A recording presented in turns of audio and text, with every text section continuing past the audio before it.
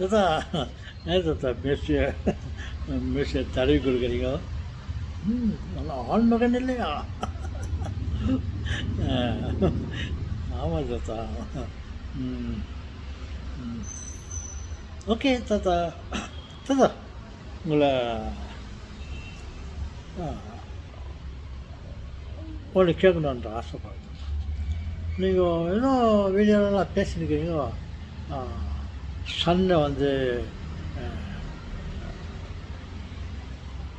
அது ஒரு விதத்தில் அது குளிர்ச்சியான ஒரு பொருளாக இருக்கும். ஏன் ஐஸ் கட்டியாக கூட இருக்கும் என்று சொன்னீர்களே தாத்தா. உங்களுக்கு எவ்வளவு நெஞ்ச அழுத்தம் இருக்கும். சூரியனை போல் போய் அது ஒரு குளிர்ச்சியான ஒரு பந்தை போன்றது. அது ஒருவேளை அது நெருக்கமாக அருகில் மிகவும் அருகில் போனால் அது மிகவும் குளிர்ந்த ஒரு அதுக்கு ஒரு வார்த்தை சொல்ல வேண்டும் என்றால் ஐஸ். அது ஒரு ஐஸாக கூட இருக்கும் என்று சொன்னீர்களே தாத்தா. என்ன தாத்தா நீங்கள் சொல்லுங்களே. சில உதாரணங்களை வைத்துக்கொண்டு நான் அதை சொன்னேன். பாருங்கள், அந்த சூரியனாகப்பட்டது வெகு தூரத்தில் இருக்கும்போது அதோடைய நேச்சர் அமைப்பு அந்த விதத்தில் அமைக்கப்பட்டிருக்கிறது. அது தூரத்தில் போக போக அது ஒரு மாதிரி ஷார்ப் பொசிஷனை அடைந்து அது நெருப்பாக எரிகிறது. அந்த லென்ஸெல்லாம் வச்சு பாருங்கள். நான் சொன்னேன் இல்லையா, இந்த சைடில் இருக்கிற அட்மாஸ்பியரை அது கேதர் பண்ணி, அந்த லென்ஸ் கேதர் பண்ணி அது மிக உஷ்ணமாக உள்ள ஒரு நெருப்பாக கீழே இருக்க பேப்பரை எரிய வைக்கிது இல்லையா. அதே போலத்தான் ஆகாயத்திலையும் சூரியன் என்று ஒன்றும் இல்லை. அந்த சரௌண்டிங்கில் இருக்கிற அட்மாஸ்பியரை அது கேதர் பண்ணி அது எவ்வளோ மேலே போதோ அப்போது அது ரொம்ப உஷ்ணமாகி நெருப்பாகி கொழுந்து விட்டு எரிகிறது. மேலே போக போக பாருங்கள், மத்தியான நேரத்தில் அதிக வெயில் உஷ்ணத்தை நாம் உணர்கிறோம். ஏன்? அது மேலே போகிறது. எப்படி மேலே போகிறது என்றால் அது காண்பதற்கு சிறியதாக காணப்படுகிறது. மேலே போக போக அது உஷ்ணம் அதிகமாகுது. திரும்ப மாலை வந்து இரவு நேரத்தை சந்திக்க வரும்போது அது நாம் அந்த சூரியன் என்ற ஒரு பொருளுக்கு நெருக்கமாக நாம் போகிறோம். இல்லை என்றால் அது நமக்கு நெருக்கமாக வந்து நம்மளை ஒரு அழைத்து கொண்டு அப்படி ஒரு ஓட்டமிட்டு போவதாக நினைத்து கொள்ளுங்கள். அந்த சூரியன் மாலை நேரத்திலும் காலை நேரத்திலும் பார்ப்பதற்கு மிகவும் பெரியதாக காணப்படும்.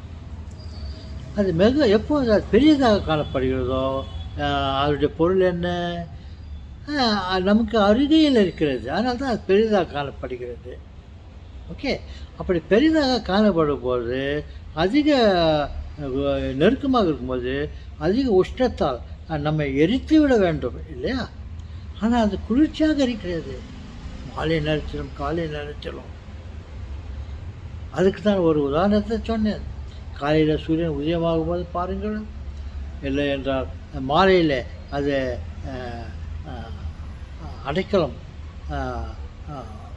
ஆகும்போது நமக்கு நெருக்கமாக இருக்கிறது.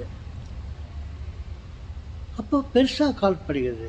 அது பெருசாக காணப்பட்டால் அது நமக்கு கண்டிப்பாக அதிக அளவில் உஷ்ணத்தை கொடுக்கணும். ஆனால் அது குளிர்ச்சியாக இருக்குது. மாலை நேரத்தில் கடற்கரை ஓரத்தில் இருந்து அந்த சூரியனை பாருங்கள், அது அஸ்திவாரமாக பண்ணும்போது பெரிதாக காணப்படுகிறது. நமக்கு மாலை நேரம் குளிராக இருக்கிறது. இன்னும் போக போக இரவு நேரத்தில் குளிர் வந்து விடுகிறது. அந்த ஒரு உதாரணத்தை வைத்துக்கொண்டு தான் நான் இப்படி இருக்கலாம், இருக்குதுன்னு அடித்து சொல்ல முடியாது, இருக்கலாம் என்று சொல்லுகிறேன். அது ஒரு ஐஸாக கூட இருக்கலாம் என்று சொன்னேன். ஆமாம் தாத்தா, அது சரி, ஓகே. நீங்கள் ஏதோ ஒரு சில உதாரணங்களை வைத்து நீங்கள் தப்பித்து கொண்டீர்கள். தப்பித்து கொண்டேன் என்று சொல்வதற்கில்லை, ஆதாரங்களை வைத்துக்கொண்டு நான் பேசினேன்.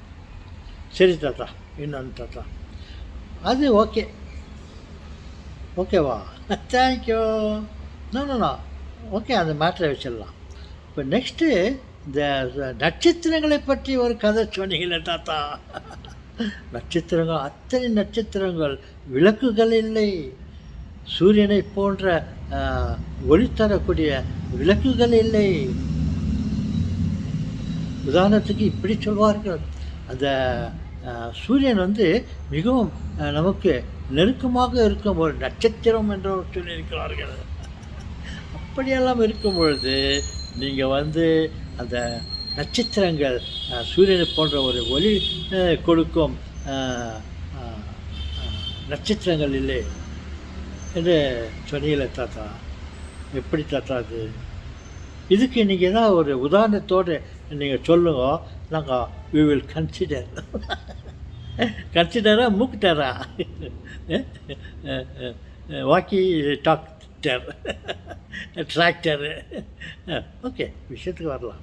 அப்படி நீங்கள் நட்சத்திரங்கள் அது ஒரு நெருப்பு பந்தங்கள் இல்லை, அவைகளை பாறாங்கற்கள், மிகவும் அதிக அளவை கொண்டது, உலகத்தை மாதிரி பல மடங்கு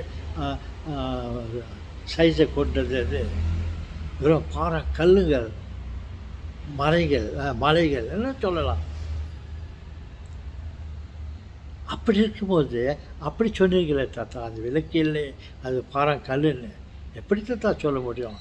சொல்லிவிட்டு இது சூரியனுடைய கதிர்கள், அதன் மேல் ஒரு ஆப்ஜெக்ட் எதிரில் இருந்தாக்கா அது மேலே இந்த சூரியனுடைய வெளிச்சம் அந்த கல் மேலே பட்டு நமக்கு விளக்காய் பிரதிபலிக்கிறது, ரிஃப்ளெக்டிங். ஓகே தாத்தா, அது வரலையும் ஓகே. நிலாவை பாருங்கள்னு சொல்லிக்கிறேன். நிலாவை கூட அது கூட ஒரு மலை, ஒரு கற்கள் ஆனது, உலகத்திலே இருந்து பிரிந்து போன ஒரு சிறு பாகம். ஓகே, சிறு உலகத்திலிருந்து பிரிந்து போனதோ இல்லை அதுவும் உருவாக்கப்பட்டதோ கடவுளாக, அதை வைத்து விட்டு விடுங்கள். அது கூட தன்னுடைய சொந்த சக்தியால் வெளிச்சத்தை நமக்கு கொடுக்கவில்லை. சூரியனுடைய வெளிச்சம் அதன் மேல் பட்டு அது நமக்கு ரிஃப்ளெக்ட் ஆகுது. அது மேலே பட்டு அது நமக்கு ரிஃப்ளெக்ட் ஆகுறதுனால அது கொஞ்சம் குளிர்ச்சியாக கூட இருக்குது. சரிங்க தாத்தா, அதெல்லாம் கூட ஓகே. நீங்கள் இந்த நட்சத்திரங்களை பற்றி எனக்கு சரியான ஒரு உதாரணத்தை கொடுத்து நீங்கள் எங்களிடம் தப்பித்து கொள்ள பாருங்கள். நாங்களும் உங்களை விட்டு விடுகிறோம். விட்டுவிடவில்லை, தாத்தா சொன்னாரே என்ற அதே விஷயமாக வரும் காலத்தில் ஆராய போகிறார்கள்.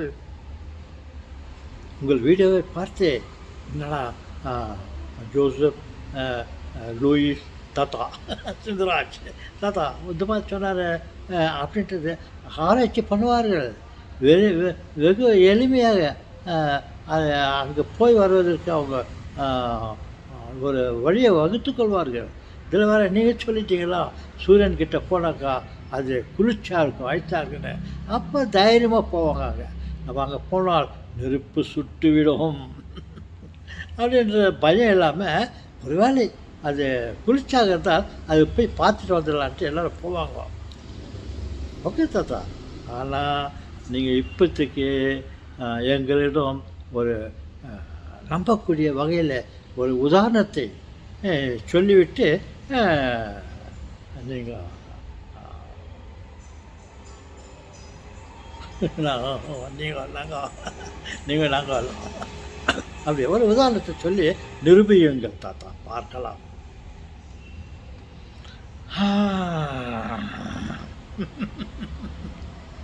சொல்லுகிறேன். எப்படி என்றால் இதுவும் என்னுடைய கற்பனை தான், எல்லாமே என்னுடைய கற்பனைகள் தான். உண்மை என்று சொல்வதற்கு நான் அது அங்கே போய் ஆராய்ச்சி வரவில்லை. கற்பனைகள் அது உண்மையாக தான் இருக்கும் என்ற ஒரு நம்பிக்கையில் நான் பேசுகிறேன்.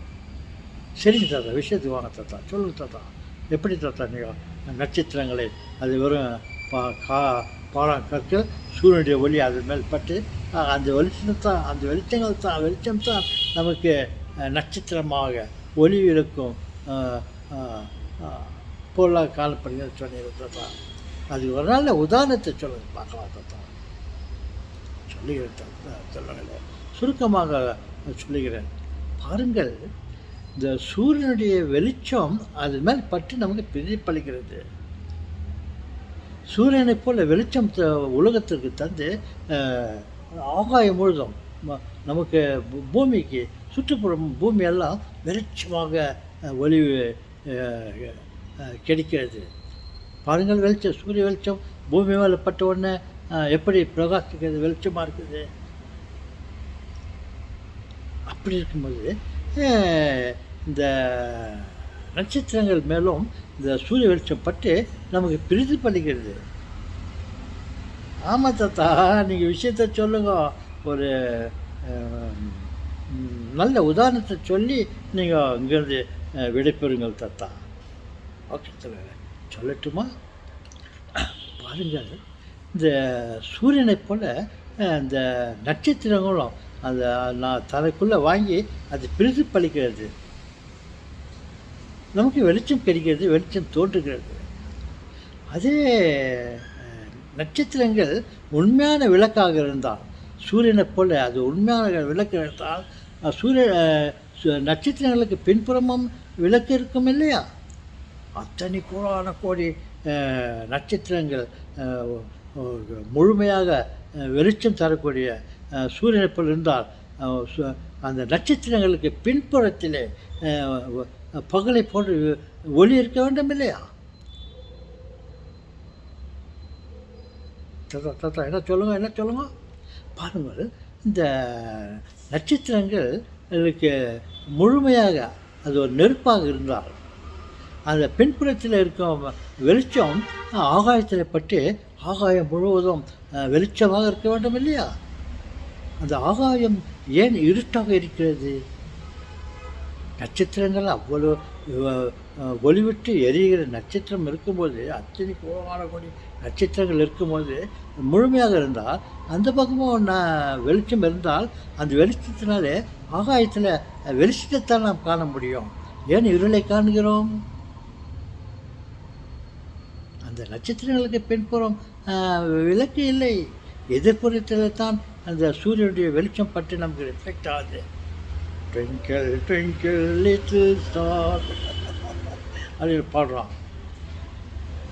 அந்த நட்சத்திரங்களுக்கு முழுமையாக அது விளக்காக இருந்தால், அந்த புறமும் ஒளிவிட்டு எரிந்தால், பின்புறத்தில் இருக்கிற ஆகாயம் எல்லாம் வெளிச்சமாக பகலை போட்டு காணப்படும். நீங்கள் இரவு நேரத்தில் பாருங்கள், எதிரில் தான் அந்த ஸ்டாருங்க தான் நமக்கு வெளிச்சமாக தெரியுது. எதிர்ப்புறத்தில் பின்புறம் இருட்டாக இருக்குதுன்னா, அப்போ அந்த நட்சத்திரங்களுக்கு பின்புறம் இருக்கும் ஆகாயம் இருட்டாக இருக்கிறது. தாத்தா, என்ன தாத்தா, எங்களை ஒன்றும் பேசுறதுக்கு இல்லாத மாதிரி பண்ணிட்டீங்களே தாத்தா. நீங்கள் சொல்கிறது கரெக்ட் தாத்தா.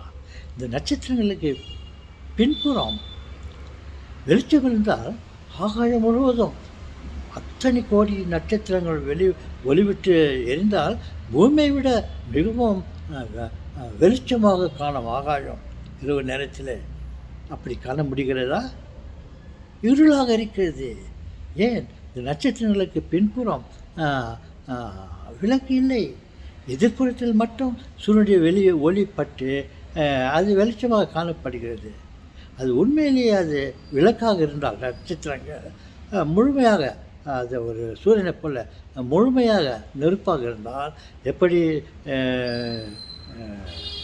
சூரியனுடைய வெளிச்சம் சுற்றுப்புறம் எல்லா இடத்துலையும் ஒளியை கொடுக்கிறது இல்லையா? இந்த பக்கம் இந்தியாவிலலாம் பகல் இருந்தாக்கா அது பூமி சுற்றுறதுனால அந்த பக்கம் போகும்போது அங்கே அமெரிக்காவும் வெளிச்சத்தில் காணப்படுகிறது.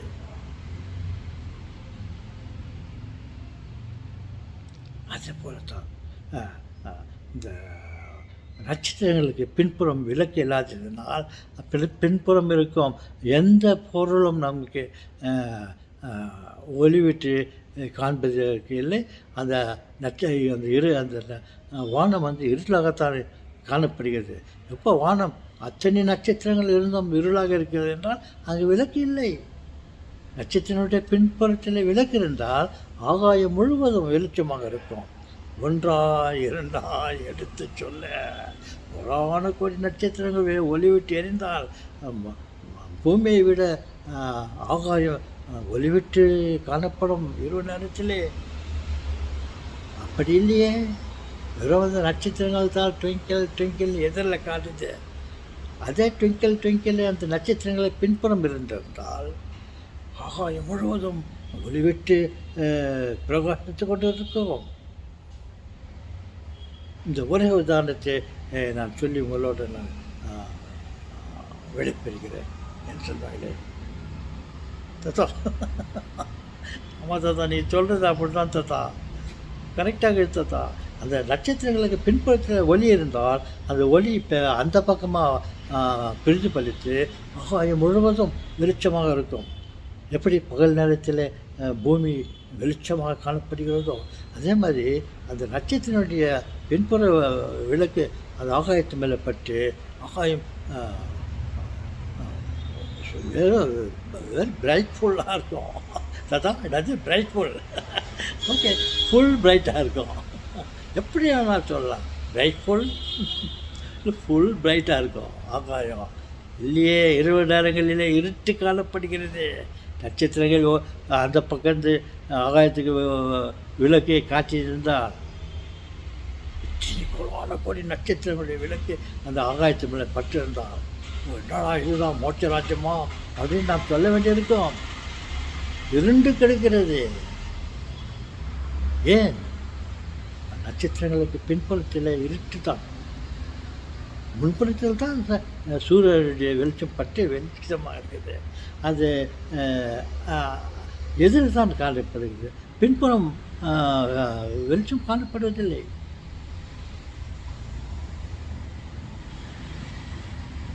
ஓகே சொல்லுங்களே, இதோடு நான் முடித்து கொள்கிறேன். உங்களுக்கு ஒரு நல்ல உதாரணத்தை சொல்வதற்கு எனக்கு இறைவன் ஒரு ஞானத்தை கொடுத்தார். அந்த நட்சத்திரங்களுக்கு பின்புறம் இருட்டாக இருப்பதால், எப்படி பூமி பகலில் நம்ம மேலே வெளிச்சம் இருக்குது பூமி மேலே, அதே சமயத்தில் அந்த பக்கம் பார்த்தா இருட்டாக இருக்குது. ஏன்னாக்கா சூரிய வெளிச்சம் அந்த எதிரில் தான் படுது, அதனால் பூமி ஒளியாக காணப்படுகிறது. அந்த பக்கத்தில் இருளாக இருக்குது. அதே மாதிரி தான் நட்சத்திரங்களும் எதிர்ப்புறத்தில் சூரிய வெளிச்சத்தை பெற்று நமக்கு இரவு நேரத்தில் சீரழித்த மாதிரி அழகாக இருக்குது. விளக்கு இவங்களை எரித்து விட்ட மாதிரி இருக்கிறது. ஆனால் அதே நட்சத்திர மறுபக்கத்தில் இருட்டாக இருக்கிறது. நீங்கள் நட்சத்திரங்களுக்கு அந்த புறத்தில் போயிருந்து அங்கே பாருங்க, கண்டிப்பாக இருளைத்தான் காண முடியும். எதையுமே உங்களால் பார்க்க முடியாது. ஏன்? வெளிச்சம் இல்லை. அந்த நட்சத்திரங்கள் வெளிச்சத்தை கொடுக்கவில்லை. எதில் இருக்கிற சூரியன்கிட்ட தான் அது வாங்கிட்டு ஜோர் அடிச்சுக்குது. ஓகே சொல்லுங்களே, மீண்டும் சந்திப்போம். ரொம்ப ரெஸ்பெக்டாக பேசணும்னு ஒரு இது இருக்குது. நான் ரொம்ப ஜோர் அடிச்சுக்குதுன்னு ஆச்சா சொல்கிறேன். ஆஷா சொல்லும் போது ஏதாவது தவறாக பேசினா கூட அது தவறு தானே, அது தப்பு இல்லை. தாத்தா நீங்கள் ரொம்ப பேசுகிறீங்க தாத்தா. ஓகே, உண்மையை சொல்கிறீங்க தாத்தா.